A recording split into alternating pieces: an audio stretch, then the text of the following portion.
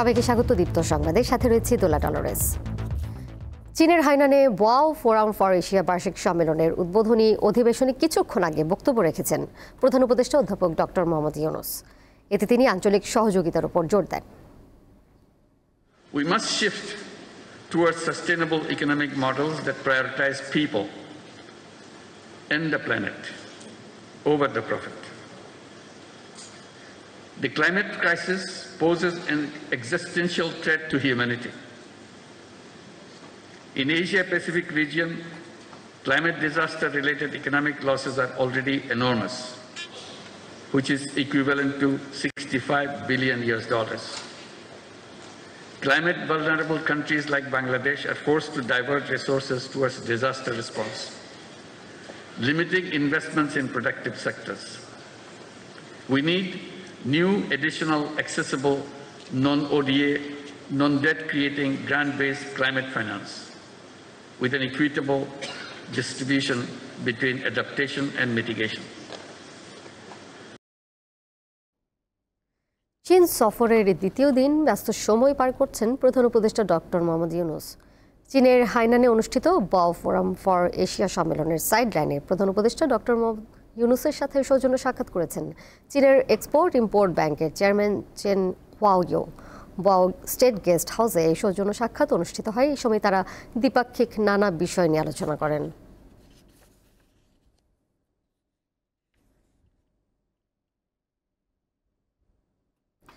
প্রধান উপদেষ্টা ডক্টর মোহাম্মদ ইউনূসের চীন সফর মানে দেশটির প্রতি ঝুঁকে পড়া এমনটি মনে করেন না বিশ্লেষকরা, বরং তার এই সফরে চলমান উন্নয়ন প্রকল্পগুলোতে গতি সঞ্চার হবে। তাদের মতে চিকিৎসার জন্য নতুন দুয়ার খুলতে পারে এই সফর। চীনে 4 দিনের রাষ্ট্রীয় সফরে অন্তর্বর্তী সরকারের প্রধান উপদেষ্টা ডক্টর মোহাম্মদ ইউনূস। কোনো দেশে এটাই তাঁর প্রথম দ্বিপক্ষীয় সফর। প্রধান উপদেষ্টার এই সফরে দুই দেশের মধ্যে কোনো চুক্তি হবে না, আগেই জানিয়েছে পররাষ্ট্র মন্ত্রণালয়। অবকাঠামো নির্মাণ প্রকল্পগুলোতে চীনের সম্পৃক্ততা ও বিনিয়োগ এখনও উল্লেখযোগ্য। সম্পর্ক খারাপ না হলেও রাজনৈতিক পট পরিবর্তনের পর একটা ধাক্কা লাগে সেই সম্পর্কে। আবার তাঁর এ সফরকে অনেকে চীনা ঘেঁষা বা দেশটির দিকে ঝুঁকে পড়া বললেও তা মানতে নারাজ বিশ্লেষকরা। আমি যেরকম বুঝলাম যে চীন সেরকম কিছু চাপিয়েও দিতে চাচ্ছে না আমাদের উপরে, আমরাও তাদের দিকে ঝুঁকে পড়ার এরকম কিছু ব্যাপার নাই, যেটা অনেকে মনে করেন। সুতরাং এইটুকু বুদ্ধি আমাদের মার্কিন যুক্তরাষ্ট্রের সরকারেরও আছে, ভারত সরকারেরও আছে। সুতরাং তারা জানে যে বাংলাদেশ ওই পথে যাবে না, যে যাদের সাথে আমাদের সহযোগিতাগুলো আছে, যাদের সাথে আমরা সম্পর্ক করছি, যোগাযোগ করছি, চীন সহ সবাই কিন্তু মাথায় রাখছে যে এটা একটা অন্তর্বর্তী সরকার, আমরা চীনের দিকে ঝুঁকে পড়ছি, এইগুলো আমি বিশ্বাস করি না। চীন থেকে মূলত বিভিন্ন পণ্যের কাঁচামাল আমদানি করে বাংলাদেশ। ব্যবসায়ীরা বলছেন তৈরি পোশাক খাতে 1 নম্বরে থাকলেও এই খাত থেকে সরে যাচ্ছে চীন, কারণ দেশটির দক্ষ শ্রমিকরা পোশাক খাতের চেয়ে অন্যান্য হাইটেক প্রতিষ্ঠানে বেশি মজুরি পায়। এই ক্ষেত্রে উভয় দেশের সুযোগ তৈরি হতে পারে। তারা কিন্তু এখন তাদের ইন্ডাস্ট্রিকে রিলোকেট করার জন্য বিশ্বের বিভিন্ন দেশ খুঁজছে। সেক্ষেত্রে বাংলাদেশও তাদের জন্য একটা অন্যতম জায়গা হতে পারে। আমাদের বিশ্বাস যে ডক্টর মোহাম্মদ ইউনূস এই লাইনেও কোনো কিছু অন্তত আমাদের জন্য নতুন দ্বার উন্মোচিত হবে বলে আমরা মনে করছি। বিশ্লেষকরা বলছেন অন্তর্বর্তী সরকার ইচ্ছে করলেই বড় কোনো প্রকল্প চুক্তি করতে পারে না। দেশটির সঙ্গে কয়েকটি সমঝোতা হতে পারে ডক্টর ইউনূসের এই সফরে। বিশেষ করে চিকিৎসার ক্ষেত্রে ভারত বাদে একটি আলাদা সম্ভাবনা তৈরি হবে, যা ইতিবাচক। যেসব চলমান যেসব প্রকল্প আছে, যেসব সহযোগিতার কর্মসূচি আছে, সেগুলোকে নতুন করে গতি সঞ্চার করা, নতুন কিছু সুবিধা তৈরি করছে চীনারা। তাদের যে হাসপাতালগুলো আছে সেখানে যাতে বাংলাদেশিরা যেয়ে চিকিৎসা করতে পারে, তখন মানুষের আরেকটা নতুন অপশন তৈরি হবে। তিনি আশা করেন রোহিঙ্গা ইস্যুতেও প্রধান উপদেষ্টা কথা বলবেন চীনের সঙ্গে। মিজানুর রহমান, দীপ্ত সংবাদ, ঢাকা। আজ দিবাগত রাত পবিত্র লাইলাতুল কদর বা শবে কদর।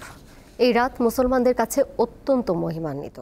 ধর্মপ্রাণ মুসলমানরা এই রাত ইবাদত বন্দেগীর মাধ্যমে কাটান। 20 রমজানের পর যে কোনো বিজোড় রাত শবে কদর হতে পারে, তবে 26 রমজানের দিবাগত রাতেই শবে কদর আসে বলে আলেমদের অভিমত। শবে কদর উপলক্ষে 27 রমজান সরকারি ছুটি থাকে। এবার দিনটি শুক্রবার পড়েছে। শবে কদরের রাতে পবিত্র কোরআন অবতীর্ণ হয়।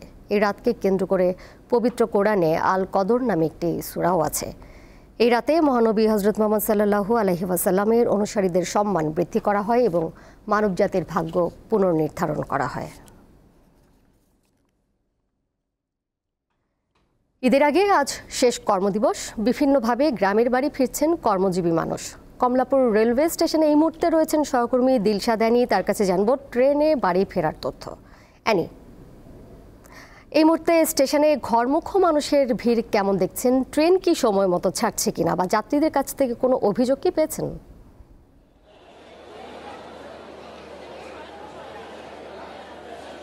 দোলা, আপনি যেমনটা বলেছেন যে আর কদিন বাদেই কিন্তু মুসলমানদের ধর্মীয় উৎসব, অন্যতম একটি উৎসব ঈদ উল ফিতর। ঈদ উল ফিতর উপলক্ষে কিন্তু আমরা কমলাপুর রেল স্টেশনে এসে দেখতে পাচ্ছি যে সচরাচর যেরকম ভিড় দেখা যায় তার চেয়ে আমরা কিছুটা ভিড় দেখতে পাচ্ছি। রেলওয়ে স্টেশন কর্তৃপক্ষ আমাদেরকে যেটা বলেছে যে আসলে আজকে শেষ কর্মদিবস, অনেকেই অফিস শেষ করে হয়তো ঈদের ছুটিতে বাড়ি যাবেন, সেক্ষেত্রে বিকেলের দিকে ভিড় বাড়ার তারা একটা আশা করছে যে ভিড় বেশি থাকবে বিকেলবেলায় অফিস শেষ করে সবাই ছুটিতে যখন বাড়িতে যাবেন। তো আমি কমলাপুর রেলওয়ে স্টেশনে কিন্তু এখন অপেক্ষমান অনেক যাত্রী যারা আছেন তাদের সাথে কিন্তু কথা বলেছি। তারা আসলে কোনো অভিযোগ করেননি, বরং তারা যেটা বলেছেন যে রেলওয়ে কর্তৃপক্ষ যে উদ্যোগগুলো নিয়েছে, যেমন বিনা টিকিটে যাত্রী যারা ভ্রমণ করতে পারছে না একটা একটা করে টিকিট চেক করে কিন্তু তাদেরকে প্ল্যাটফর্মের ভেতরে প্রবেশ করতে দেওয়া হচ্ছে, এই বিষয়টিতে তারা বিরক্ত হননি, বরং তারা স্বস্তি ফিরে পেয়েছেন। এবং আমরা দেখেছি যে আগে প্ল্যাটফর্মে বহিরাগত যাত্রী ছাড়াও যে অন্যান্য লোকজন এসে ঘোরাফেরা করতো, আমরা কিন্তু সেরকম লোকজনও দেখিনি। সেই সাথে বেশ পরিপাটি এবং গোছানো রয়েছে বলেও বলছেন এখানে উপস্থিত যারা আছেন, যাত্রী যারা আছেন, ট্রেনের অপেক্ষায় যারা আছেন। আর শিডিউলের কথা যেটা বলবো সেটা হচ্ছে যে এখন থেকে সবগুলো ট্রেনই সময় মতো ছেড়েছে। শিডিউল উল্লেখযোগ্য কোনো শিডিউল বিপর্যয় আমরা দেখতে পাইনি। আরেকটি বিষয় দোলা জানিয়ে রাখতে চাই, সেটা হচ্ছে যে যাত্রীদের সুবিধার্থেই কিন্তু 7 দিনের অগ্রিম টিকিট বিক্রির ব্যবস্থা করেছে রেলওয়ে স্টেশন কর্তৃপক্ষ। আজকে সকাল 8টা থেকে কিন্তু আগামী 6 এপ্রিলের ফিরতি টিকিট বিক্রি শুরু হয়েছে অনলাইনে। আর এটি সাধারণত পশ্চিমাঞ্চলের যে ট্রেনের টিকিট সেটি সকাল 8টা থেকে বিক্রি শুরু হয়ে গেছে অনলাইনে। আর দুপুর 2টা থেকে পাওয়া যাবে পূর্বাঞ্চলের ট্রেনের অগ্রিম টিকিট। আর রেলওয়ে স্টেশন কর্তৃপক্ষ কিন্তু আমাদেরকে জানিয়েছেন যে কয়েক স্তরের নিরাপত্তা ব্যবস্থা কিন্তু নেওয়া হয়েছে রেলওয়ে স্টেশনকে কেন্দ্র করে, যাতে যাত্রী যারা আছেন তারা নির্বিঘ্নে এবং স্বস্তিতে ঈদ করতে গ্রামে যেতে পারেন, পরিবারের সাথে ঈদ উদযাপন করতে পারেন। আমরা দেখেছি যে প্ল্যাটফর্মের ঠিক প্রবেশ মুখের আগেই সামনেই কিন্তু দেখেছি যে কয়েকটি বুথ রয়েছে, যে বুথগুলোতে রেলওয়ে পুলিশের পক্ষ থেকে হেল্প সেন্টার রয়েছে, সেই সাথে আরএনবি, জিআরপি যারা রয়েছে তারাও কিন্তু রয়েছে এবং গাইড করছে, যাত্রী যারা আছে তাদেরকে বিভিন্নভাবে গাইড করছেন কিভাবে কোথায় কিভাবে যাবেন যারা নতুন এসেছেন আমরা দেখতে পেয়েছি।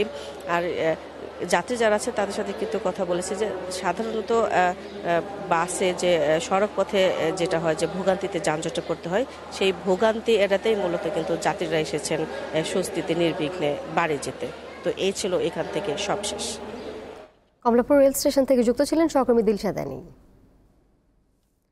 সাভারের নবীনগর চন্দ্রা মহাসড়কের বাইপাল থেকে শ্রীপুর পর্যন্ত ঢাকা আশুলিয়া এলিভেটেড এক্সপ্রেসওয়ের নির্মাণ কাজ চলছে, ফলে ওই অংশে তীব্র যানজটের সৃষ্টি হচ্ছে। সড়কের বিভিন্ন অংশে কাজ চলায় মূল সড়ক সরু হয়ে বেড়েছে ভোগান্তি। সাভারের নবীনগর চন্দ্রা মহাসড়কের বাইপাইল থেকে শ্রীপুর পর্যন্ত উত্তরবঙ্গগামী লেনে চলছে ঢাকা আশুলিয়া এলিভেটেড এক্সপ্রেসওয়ের নির্মাণ কাজ। এর ফলে সড়কের বিভিন্ন অংশে মূল সড়ক শুরু হয়ে গেছে। যদিও কয়েক জায়গায় বিকল্প সড়ক তৈরি করা হয়েছে, তবে তা পর্যাপ্ত প্রশস্ত নয়, ফলে সৃষ্টি হচ্ছে তীব্র যানজট। এখান থেকে রপ্তানি পার হতে এমন সময় 1.5 ঘন্টা 2 ঘন্টা লাগে রপ্তানি গেট পার হইতে। এমন দিন আছে রাত সারাদিন লাগে চান্দরা বলতে পার হইতে। এই জ্যামটা আজকে প্রায় 1 মাস থেকে 1 মাসের আগে থেকে জ্যামটা আছে। এখন আরও জ্যামটা দ্বিগুণ হয়ে গেছে আর কি ঈদ উপলক্ষে। প্রচুর জ্যাম, কারণ এইটুকু আসতে যে আড়াই ঘন্টা চলে গেল। পুলিশ জানিয়েছে ঈদ যাত্রা নির্বিঘ্ন করতে নবীনগর চন্দ্রা মহাসড়কের যানজট প্রবণ অংশে অতিরিক্ত ট্রাফিক পুলিশ মোতায়েন করা হবে। এছাড়া প্রকল্প সংশ্লিষ্টদের সাথে আলোচনা করে নির্মাণ কাজ চলাকালে একাধিক গাড়ি চলাচলের ব্যবস্থা করা হচ্ছে। এই সার্ভিস রোডটাকে আমরা নিয়ন্ত্রণ করব আমাদের ট্রাফিক দিয়ে, আর কিছুটা অনুরোধ জানাবো যে ওই সময় যেন ফিডার রোড দিয়ে অ্যাপ্রোচ রোড দিয়ে মানে আমরা করবো যে ওই রোডগুলো একটু নিয়ন্ত্রণ করে মেইন রোডটা আমরা বেশি চালু রাখবো, একটু বেশি করে যতটা সম্ভব আমরা নিয়ন্ত্রণ করার চেষ্টা করবো। উন্নয়ন কাজ চলমান থাকায় দুর্ভোগ পুরোপুরি দূর করা সম্ভব না হলেও তা কমিয়ে আনার চেষ্টা করছে আশুলিয়া এলিভেটেড এক্সপ্রেসওয়ে কর্তৃপক্ষ। জনগণের ভোগান্তিটাকে নির্মূল বলতে পারবো না, নির্মূল করা সম্ভব না। ডেভেলপমেন্ট কাজ চালিয়ে ডেভেলপমেন্ট শেষ হলে ইনশাল্লাহ নির্মূল হবে। উত্তরাঞ্চলের অন্তত 20 জেলার মানুষ ঈদ যাত্রায় সাভারের নবীনগর চন্দ্রা মহাসড়ক ব্যবহার করেন। দীপ্ত বার্তাকক্ষ। আমদানিকৃত গাড়ি এবং গাড়ির যন্ত্রাংশের ওপর 25% শুল্ক আরোপ করেছেন মার্কিন প্রেসিডেন্ট ডোনাল্ড ট্রাম্প। আগামী 2 এপ্রিল থেকে কার্যকর হতে যাচ্ছে এই সিদ্ধান্ত। বুধবার এই সংক্রান্ত এক নির্বাহী আদেশে স্বাক্ষর করেছেন মার্কিন প্রেসিডেন্ট। ট্রাম্পের দাবি, সিদ্ধান্তটি বাস্তবায়নের ফলে দেশীয় উৎপাদনের পাশাপাশি যুক্তরাষ্ট্রে কর্মসংস্থান ও বিনিয়োগ বাড়বে। তবে বিশেষজ্ঞরা বলছেন, আমদানি করা গাড়ির ওপর শুল্ক বাড়ালে দেশের ভেতরে উল্লেখযোগ্য হারে কমে যেতে পারে গাড়ির উৎপাদন, যার ফলে বেড়ে যেতে পারে মূল্য। অপরদিকে ইউরোপীয় কমিশন এই পদক্ষেপকে ব্যবসায়িক প্রতিষ্ঠানের এবং ভোক্তাদের জন্য খারাপ বলে উল্লেখ করেছেন।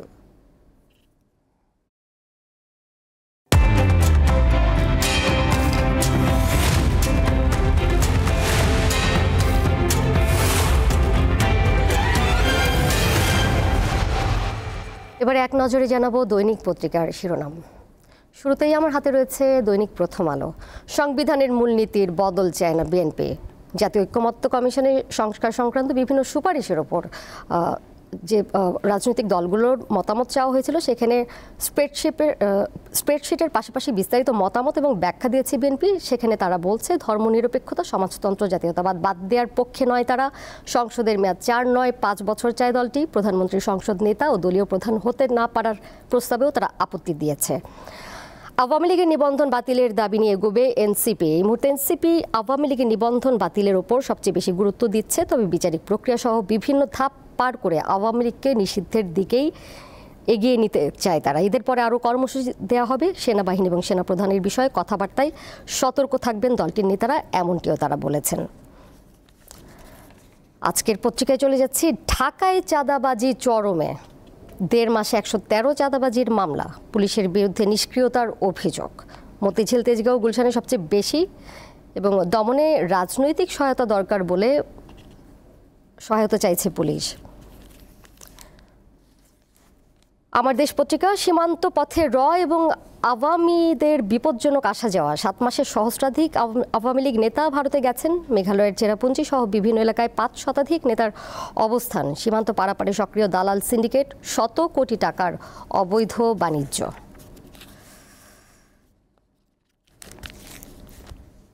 দৈনিক ইত্তেফাক। বিচার বিভাগের পৃথক সচিবালয়ের খসড়া চূড়ান্ত। প্রধান বিচারপতির হাতে থাকবে সার্বিক নিয়ন্ত্রণ। সুপ্রিম কোর্টের অধীনেই বিচার বিভাগের পৃথক সচিবালয় হচ্ছে, যা সুপ্রিম কোর্ট সচিবালয় নামে অভিহিত হবে। তবে সরকারের কোনো মন্ত্রণালয়ের বিভাগ এবং দপ্তরের আওতাধীন বা নিয়ন্ত্রণাধীন থাকবে না সুপ্রিম কোর্ট সচিবালয়। পবিত্র লাইলাতুল কদর নিয়ে বিভিন্ন পত্রিকায় শিরোনাম করা হয়েছে। গাজায় হামাস বিরোধী বিক্ষোভ, যুদ্ধবিরতির চাপ বাড়ছে। বণিক বার্তা শিরোনাম করেছে, 4 দিনের সফরে রয়েছেন চীনের প্রধান উপদেষ্টা, এবং তারা একটি বিশেষ প্রতিবেদন করেছে, গ্যাস অনুসন্ধান এলাকা বাড়াতে চায় শেভরন। এই ছিল এক নজরে দৈনিক পত্রিকার শিরোনাম। এই ছিল এখনকার মতো। বেলা 12টায় ফিরবো পরের সংবাদ নিয়ে। সাথেই থাকবেন। এছাড়াও আরও তথ্য এবং বিনোদনের নানা খবরাখবর জানতে যুক্ত থাকুন দীপ্ত ডিজিটাল প্ল্যাটফর্মে। সবাইকে ধন্যবাদ।